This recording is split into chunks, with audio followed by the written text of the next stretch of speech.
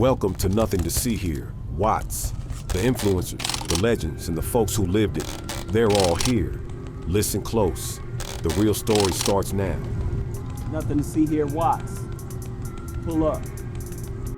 In Nothing to See Here, Watts, the community tells its own story, unfiltered, honest, and grounded in the everyday struggle and hope of life in Watts. I am proud to report that we are now at 12 months with 0 homicide. 0 homicides in Watts isn't a statistic. It's proof that when people see each other fully, when voices are lifted, transformation becomes real. I saw dignity come alive and be manifested to create transformation in a community. It is important to create change without taking the lives of others and without hurting others. I think there's such an impact when you can create a space where everyone loves each other, but you didn't have to go through all that malice and all that violence.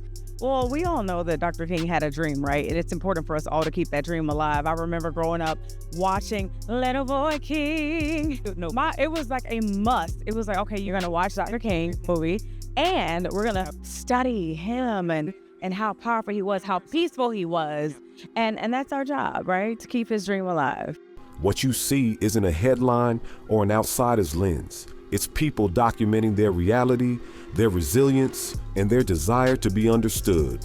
That spirit reflects the work of the King Center, where Dr. King's legacy lives through real practice for our modern times. Visit thekingcenter.org for more information on what can be done for your own life and community.